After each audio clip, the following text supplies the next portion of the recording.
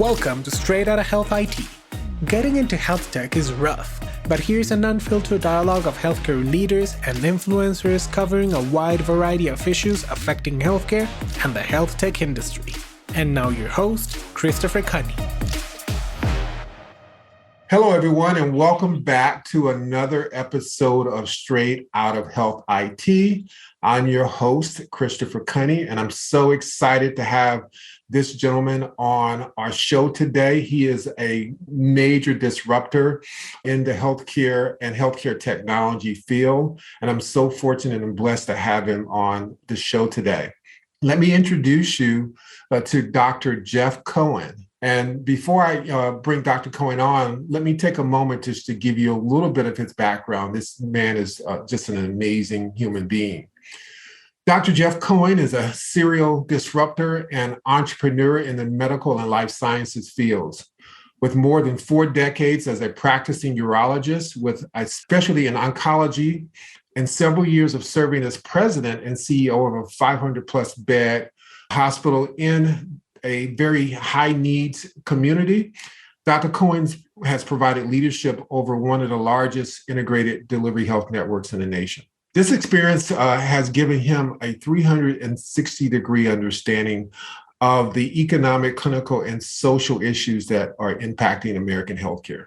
As a physician, he's also developed and introduced several technologies and procedures into the field of urology and has transformed modern medicine with these new techniques.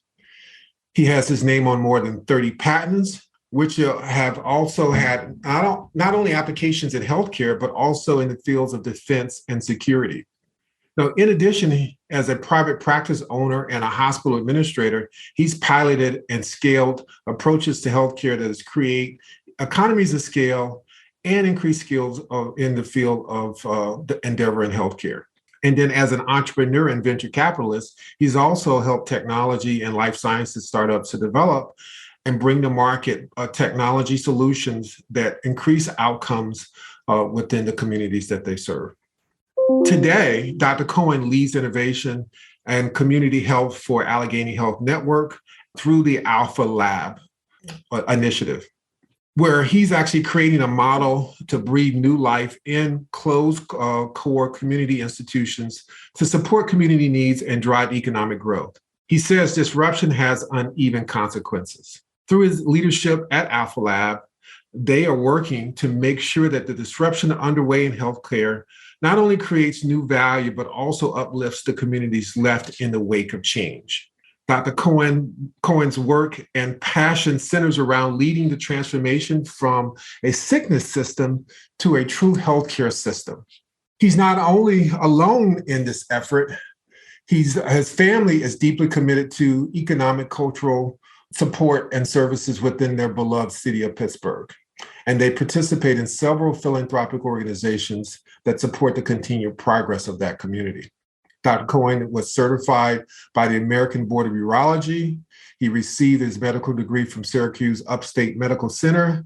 His education also includes an internship and residency training in surgery and urology at Case Western Reserve University Hospital of Cleveland, and a fellowship in urology and oncology at the University of Texas MD Anderson Cancer Center Institute. Finally, Dr. Cohen has received numerous honors and being highlighted as one of the best doctors in America, Northwestern region, and the best doctor in Pittsburgh, according to Pittsburgh Magazine. He's also been featured in a Modern Healthcare magazine, Becker's Hospital Review, and many other industry publications. This is an amazing individual who has a track record in leadership and innovation in our industry, and I'm so happy to have him on the program. So join me in welcoming Dr. Cohen to Straight Out of Health IT. Dr. Cohen, how are you doing today? I'm good, Chris. Sounds like I was at my own funeral, the way you just said. Well, man, I tell you, you've got an illustrious career, and you have definitely been a thought leader and a change agent in our industry, which is quite honestly so needed right now. And I want to go ahead and jump into this because I know we only have a short period of time, and already, as we discussed, I know I'm going to have to bring you back. There's no way I can cover all the questions I want to ask of you today, but we're going to try to get as much in as we can before we have to shut down. So first and foremost, tell me a little bit, or tell our audience a little bit about your journey into healthcare technology. It's kind of interesting to see someone with your background who obviously was a practicing clinician, but also saw a tremendous amount of value in how technology was impacting healthcare, and then chose to start to provide leadership and insights into that part of the industry as well. So give us a little rundown about your journey into space. Well, if you asked me at the very beginning of my journey, what I would be doing towards the end of my journey, I never would have predicted any of this. And, it starts with, why do you do these things? And Right. every medical student gets asked, why do you want to go to medical school? And the stock answer is, I like science. I want to help people. Exactly. And then you find out later on, there's lots of ways to do those things. And the curiosity that I had as to how do things work and why do things do what they do led me down a lot of different paths. And, I credit my parents, and there was this nun that was really important to me growing up. And you can't be afraid. So first of all, you got to give her a shout out. What was her name? Her name was Sister Mary Jean Ferrier, and she was the hospital administrator for this very small hospital in my hometown of Port Jervis, New York. Nice. And it was a 70-bed hospital. And my dad, who was a lawyer, wanted me to be a lawyer. And Sister was one of my dad's compadres. And, when I came home and said, I think I want to be a doctor, my father wasn't very happy about that. So he called up Sister and said, Sister, my oldest son has decided he'd like to be a doctor. And before we waste a seat in medical school on him, I'd like him to start at the bottom and see what this is really like. And we want to make sure he has the right stuff. Right. So Sister said to my father, okay, Jerry, I understand. I walked in the first day. I looked like the good humor man as an orderly. They took me up to this patient room, and it's a 70-bed hospital, and it's a small town where everybody knows everybody. Exactly. And the whole thing was set up. So I walk in the room with the male nurse, and he teaches me how to give a bed bath. Right. But I'm 17 years old, and even at that point, I recognized the guy in the bed wasn't looking real good. Mm-hmm. So Paul was showing me how to do this, and we get through the bed bath. He says, Jeff, when you want to wash their back, you put one hand on their shoulder, one on their hips, and you roll them towards you. Right. And Paul says to me, Jeff, why don't you roll him towards you, and I'll wash his back. I rolled the guy to me, and he died. Oh, my God. The first patient I had ever touched, killed, and experienced death. Exactly. Trial by fire, right? So it's Catholic Hospital, St. Francis Hospital of Port Jervis, New York, and you learn that the toe tag goes on the right great toe. Points out you use black ink, not blue, and you print, you don't write. And by 8:30 in the morning, I had taken my first patient to the morgue. I had no idea what a morgue was. And I came back from that, and they had me put a Foley catheter into a male and clean out a fecal impaction. And then you got to go to coffee.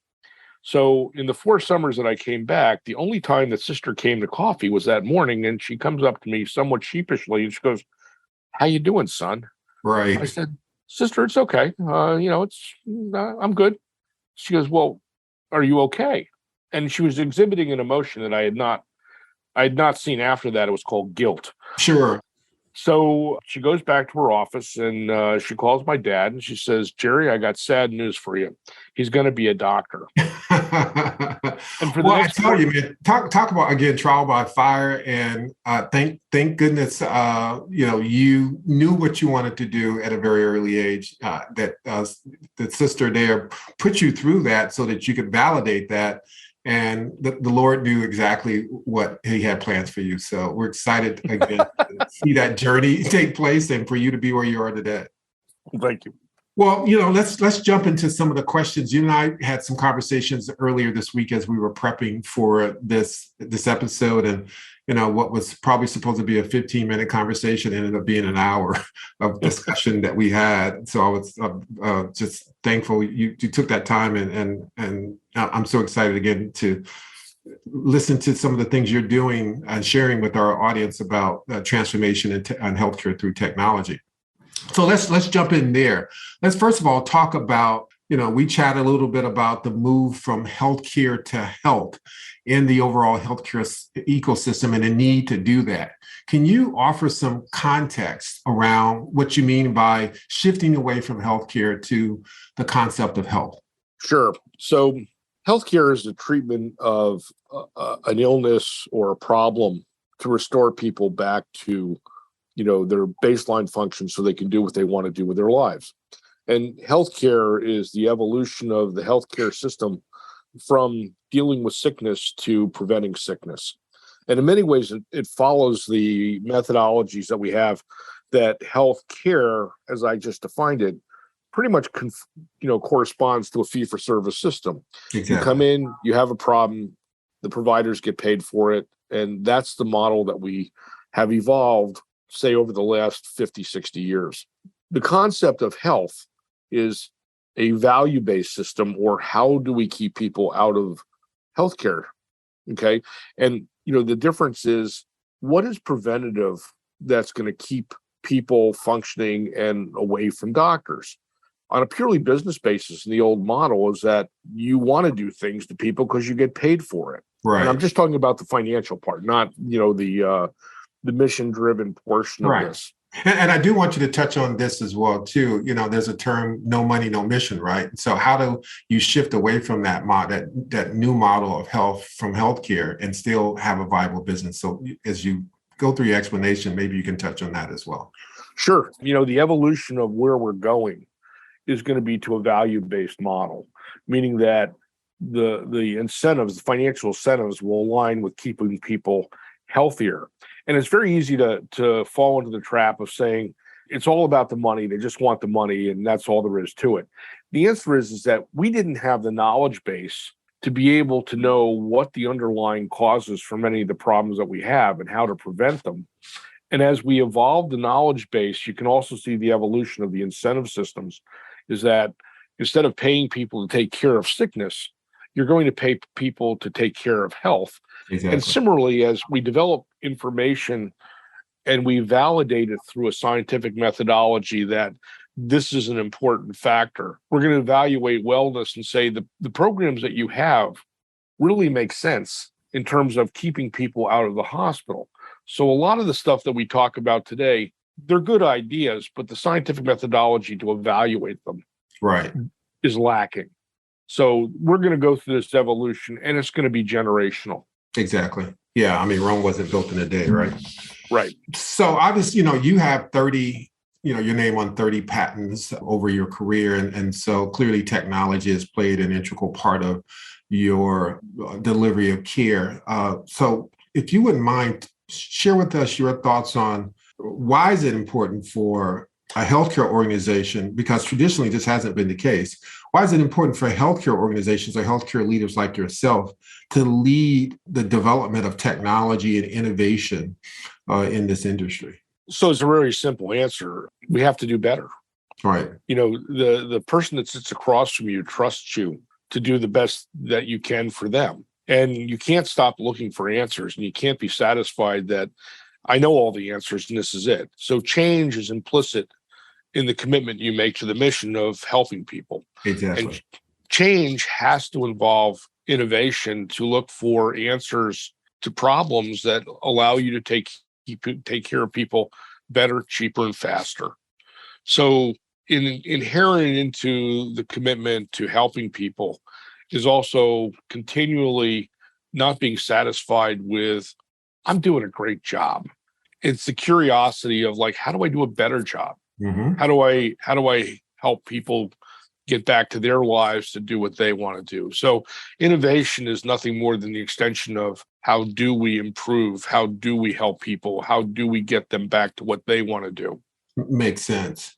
And I think one of the ways that clearly you're showing your leadership in this space is the work that you're doing through Alpha Lab Health, which is a flagship program for Allegheny Health Network, which is focused on supporting startups through your accelerator. Maybe you can share with us a little bit about what's going on there, and then some of the work that you've also been doing at Suburban General. So let's start with Suburban General. So I finished my presidency at Allegheny General, and I was given the opportunity to basically be given a white piece of paper and envision, what do you do with closed hospitals? And it always interested me, why do hospitals close? And we got the opportunity to do this partly because I'm sure that the people that are responsible for me, both at the enterprise and the network, were like, just put them over there and keep them quiet for a while. And but they really did give me the privilege of, being able to explore this with no strings attached. So we took over a closed hospital, and I was always curious why the hospital's closed.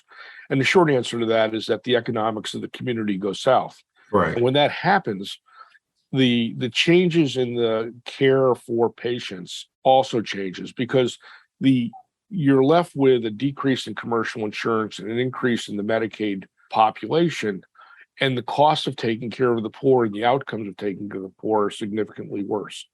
So how do you envision changing the health system so that it goes from a reactive, fix the problem when it develops, to how do we get in front of these problems, which is basically what we just talked about innovation. Exactly. How do we do better? So they gave me a facility that had stopped being a hospital about 2010. And I was very familiar with the facility because when I came to Pittsburgh in 1985, I was on staff, and this was a really good community hospital.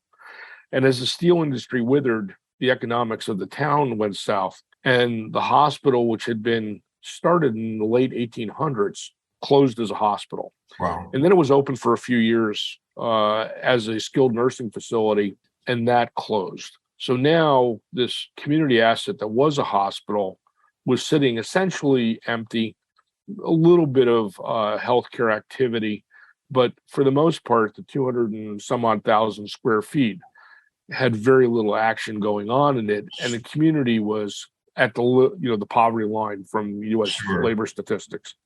So on one hand, we envisioned, how do we start businesses using the infrastructure that was a hospital? And the trick to this is that the life safety equipment within a hospital is much more substantial than in any office building. And could you use that to the advantage of creating wet labs?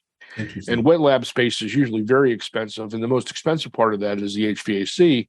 And within the ICUs and the ORs of hospitals, it's the same air handling that you need for that.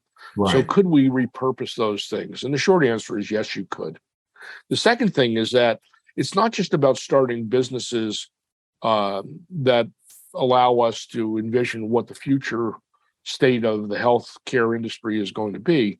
It's also about using the same curiosity about what is it that's affecting the poor that makes them respond differently than, say, commercially insured patients to the same diseases. And then the three monikers that we saw at AGH was that the poor do worse, you get paid less, right, and they have more complications. So from a surgeon standpoint, if you have two people, one of the base understandings is they're supposed to do the same if you do the right things. Exactly. But yet every doctor knows that the Medicaid patients usually do much worse for reasons that they're poor. Right. Well, that's not an explanation. That's just an observation. Right. So we use the same methodology of taking the assets that we have in the facility and how do we repurpose these assets for the community's benefit. So I'll stop there. That's basically what we're doing at Suburban. We're creating Alpha Lab Health, which takes innovative companies, gives them a chance to get started. We do this in conjunction with our partner, Innovation Works. And then the other part of the building, we're using this and repurposing it for how do we affect the human condition within the community by educating people, by feeding people, by giving them access. And will this impact on the community both economically, and we can track this through healthcare charges? I was going to actually touch on that a little bit too, at least ask you to touch on it a little bit. And that is, as you look at these social determinants of health that have an impact on communities, overall health in general, but also the socioeconomic issues that are transpired in that community that allow them to continue to be depressed. I was just curious as well, and you did touch on it a little bit, but maybe you can expound on it a little bit more of how what you're doing through this accelerator is helping to benefit that community that this facility is currently located in. And then are you also tapping into the resources within that community to help incubate new businesses or create other businesses as a result of the accelerator that's now operating in that region? So these things go hand in glove. And let me start with some general observations, is that the essence of a medical relationship is trust and empathy.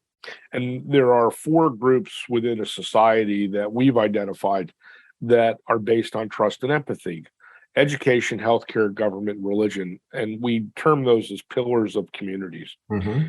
When you impair trust, then the whole thing goes south.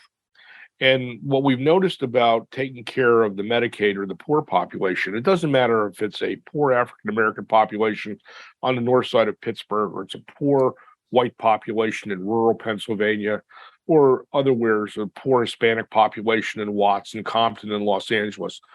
The trust of the poor in the institutions of community has been impaired. And for some reason, the association of impairment of trust and healthcare performance of the host, the patient, appear to be related. Now, the social determinants of food insecurity, transportation, housing, education are factors. There are observations. And you can feed people, but why is it that hungry people, the health systems can't identify them? And number 2, they don't trust us. Exactly. So will the poor come to a hospital and say, I'm really hungry. Can you help me get a meal? Can you help me find a way to feed my family? Mm-hmm. And not until they're really sick or there's nowhere else to go, and their choice is go to the emergency room or go to jail. Right. At that point, you're so far down the path. How do we get in front of this problem? And what we postulated was, let's go to the schools. What are their problems? So we started talking to the local school district, and we found that their problems are called anxiety, depression, and it translates into opioids and suicides. Exactly. And, all of these things are linked. And the healthcare world, the problems in healthcare cost are not a healthcare problem. They're a societal problem. And what we're finding out is that we have to look in other domains to get in front of this problem. And it's much more complex than just saying, well, we'll give you food and you'll be better. No, It's more than that.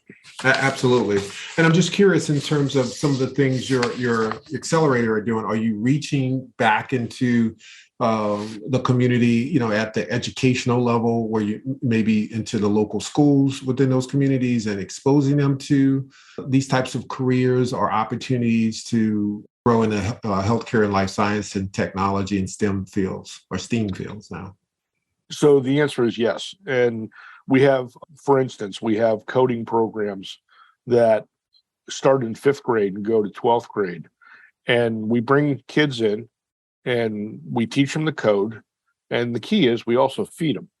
Exactly. And we give them a place that, they get an opportunity to see a different world.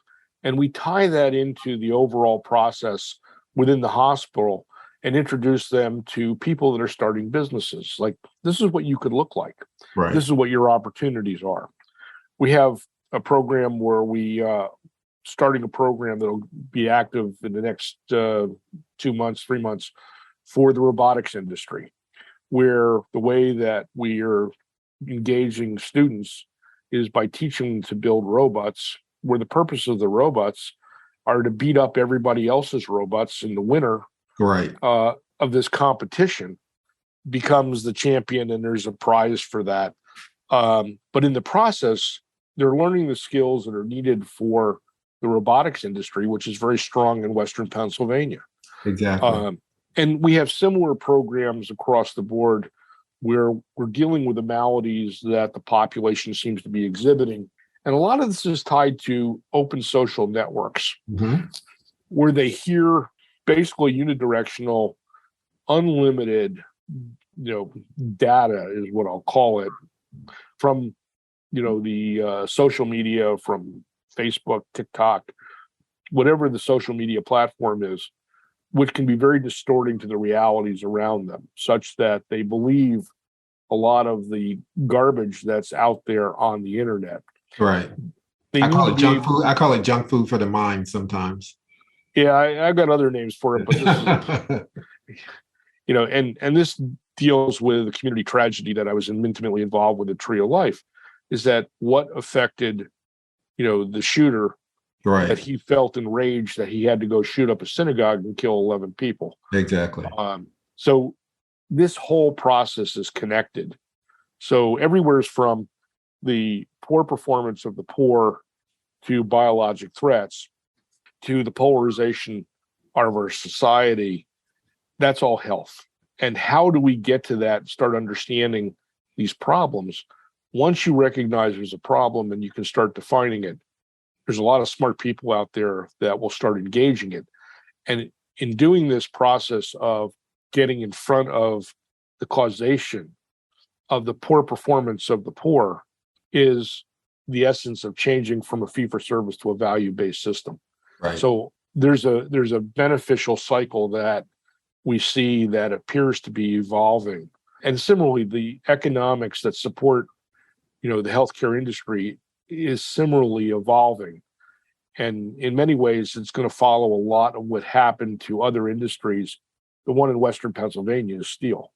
Exactly. Absolutely. And to your point, it's interesting that the industry is now recognizing that health is a much more holistic approach to how we take care of ourselves, the mind, body, and soul, and all the socioeconomic conditions that contribute to the well-being of that patient. And it's definitely interesting to hear and see that the industry is recognizing that.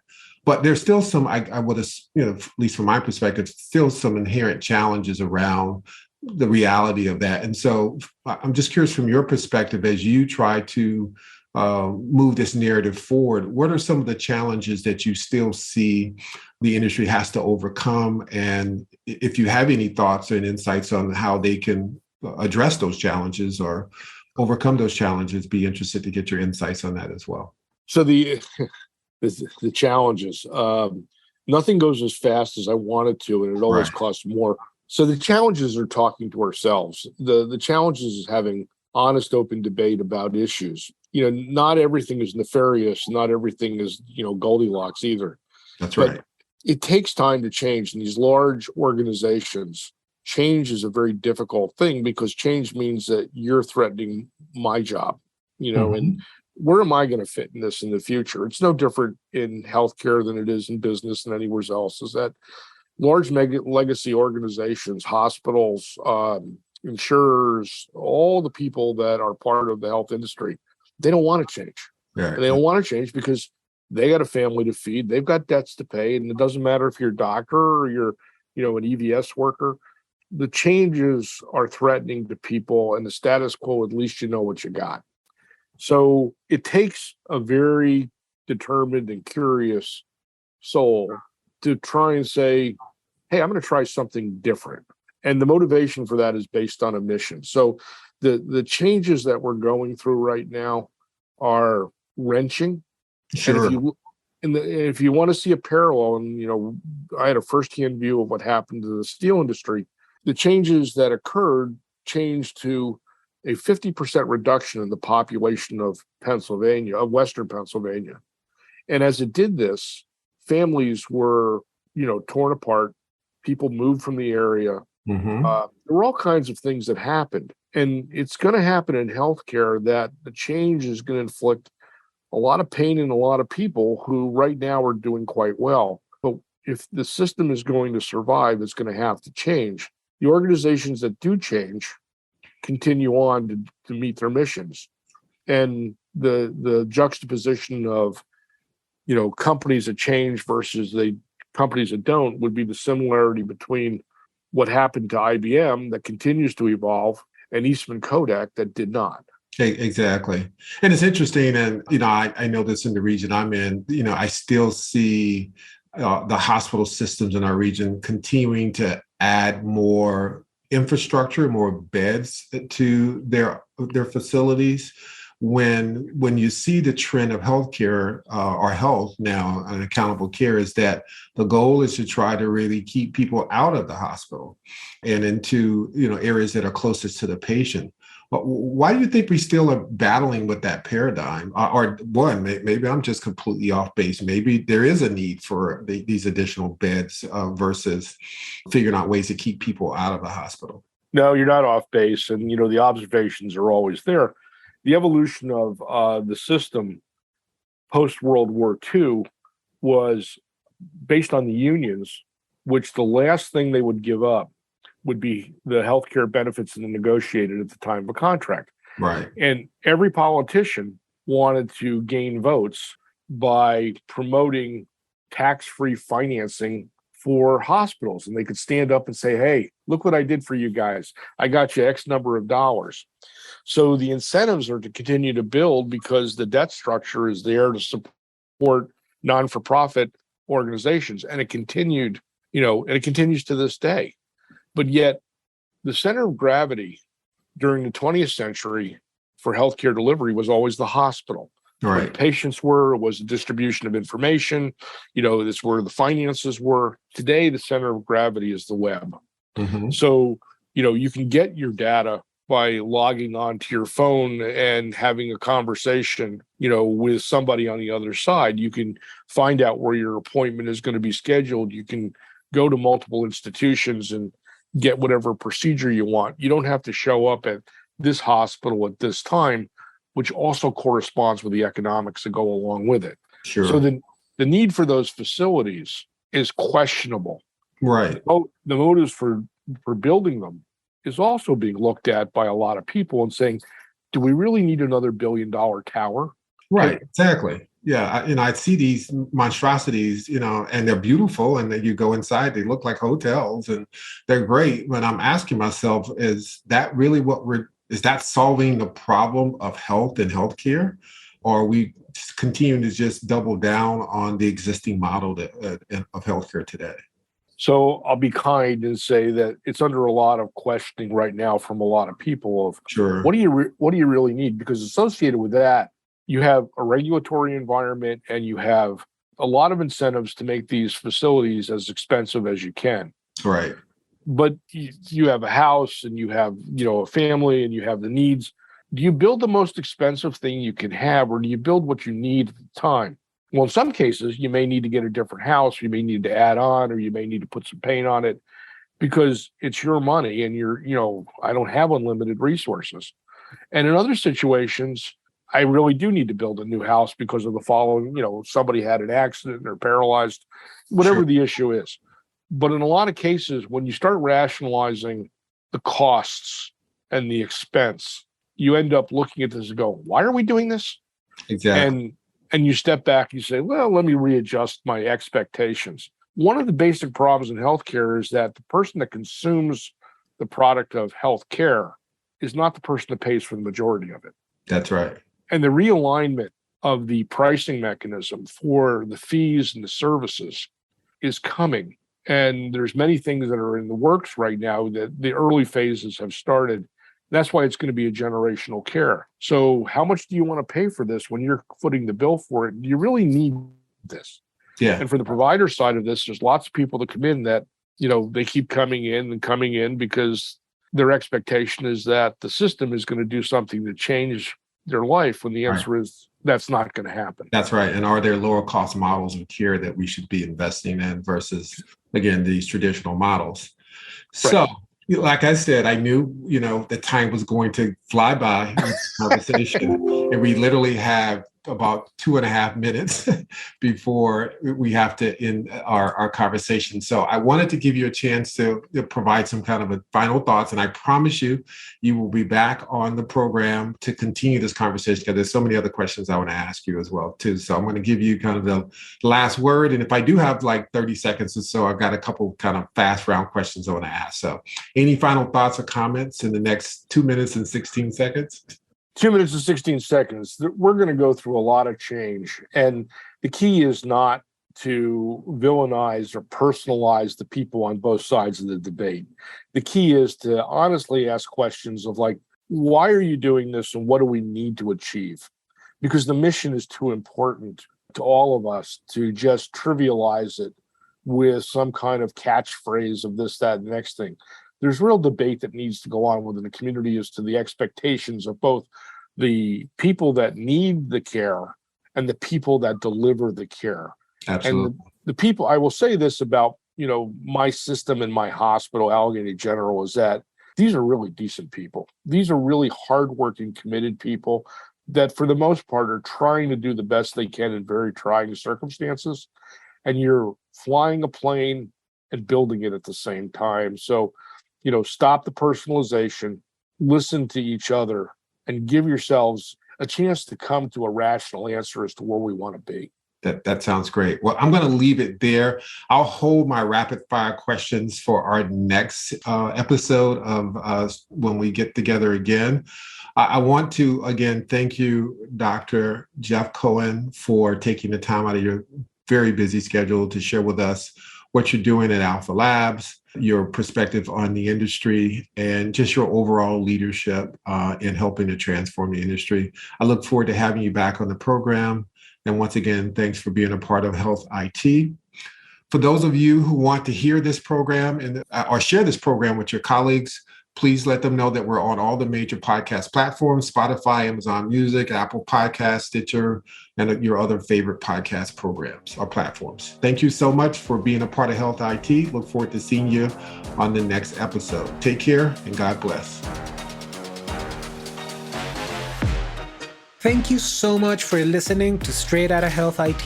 We hope you enjoyed today's guest. For more unfiltered dialogue of healthcare leaders and influencers, be sure to tune in next week. For the show notes, transcripts, and resources, please visit Apple Podcasts, Spotify, or your favorite streaming platform.